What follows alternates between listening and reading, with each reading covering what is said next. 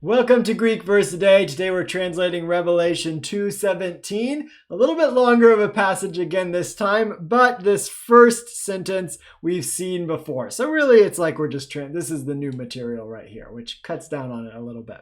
So as always, you're working from your reader's edition.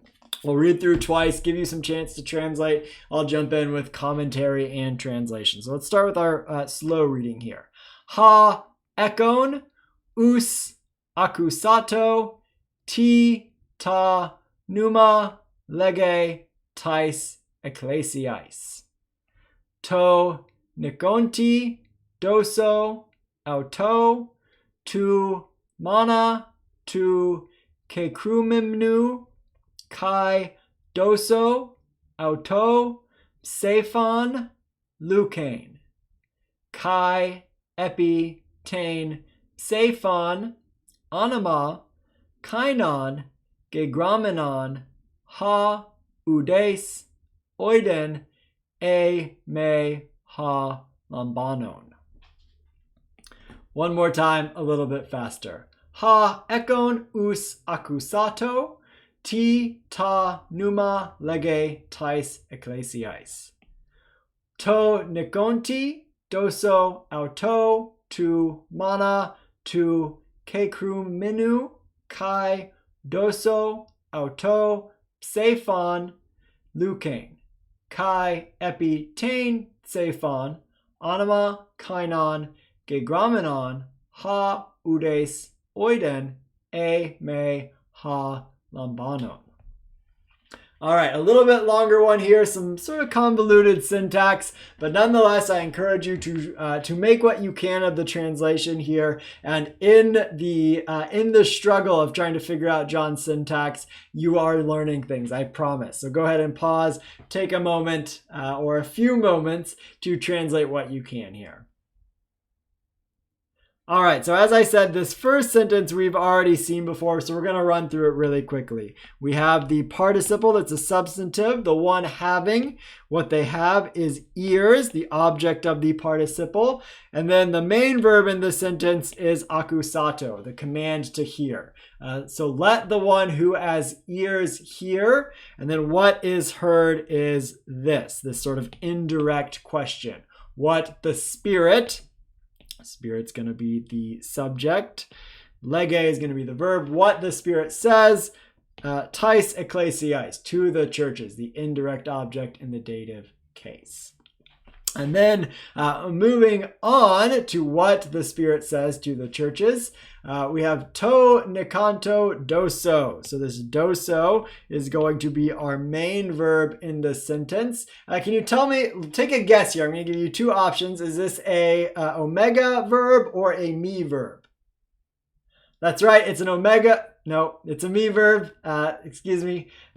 It might have been somewhat of a trick question because this part ends with an omega here, but remember this is from didomi. So you don't get parsing information for this word in your Greek New Testament. It's a me verb addressed at the end of the Greek 1 class. Remember, me verbs in the present tense, they reduplicate this initial consonant here, but this is actually the root of the word. So the future tense is built on this root, do, and then the sigma added for the sign of the future, and then the omega is the first person singular ending. So I will give to nikonti. So right here we have a participle, present active participle, dative masculine singular from nikao. So to the one who is victorious. This is a substantival participle indicated by the article that comes before it. I will give to the one who is victorious, to him. So sort of a repetition here.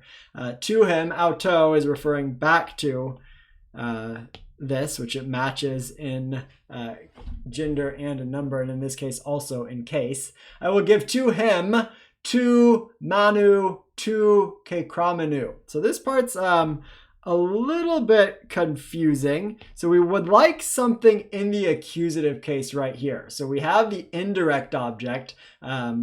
Jesus is giving to the one who is victorious something. So this is the indirect object, but we don't get a direct object in the accusative. Rather, we get this genitive, which we would literally translate of manna that has been hidden.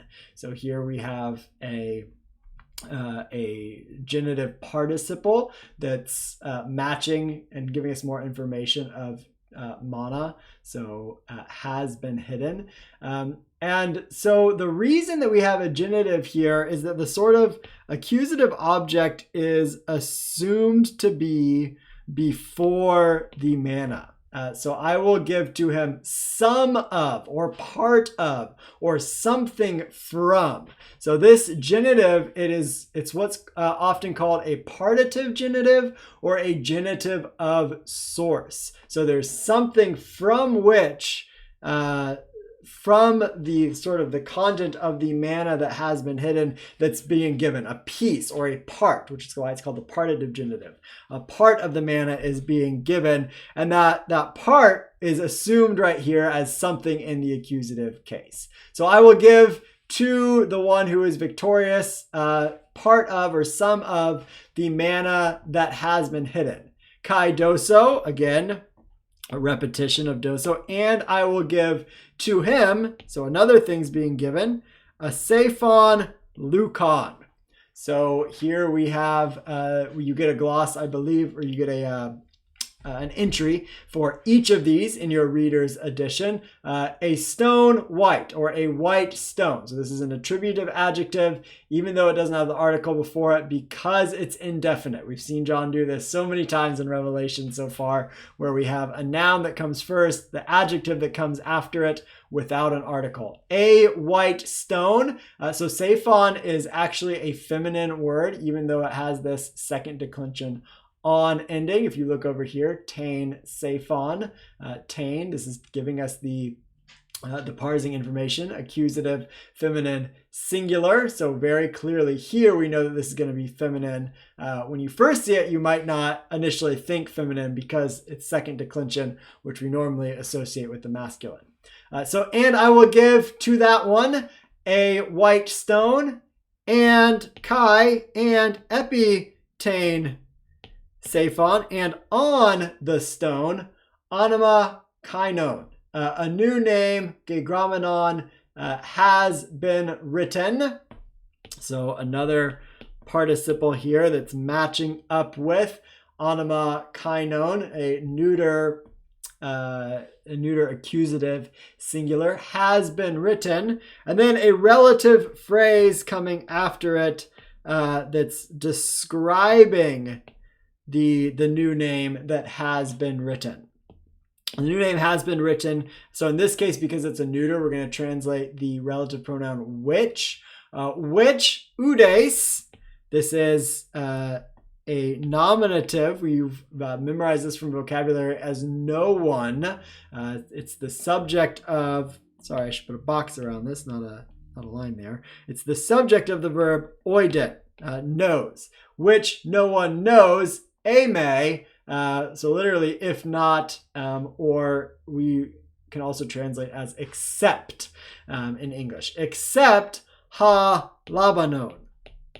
Another participle here, the one receiving, and implied after the receiving is it, namely the stone. So if John really wanted to be sort of thorough, he would put an autain in there, whose antecedent would be the stone, and it's going to be in the feminine gender because the stone is feminine as well.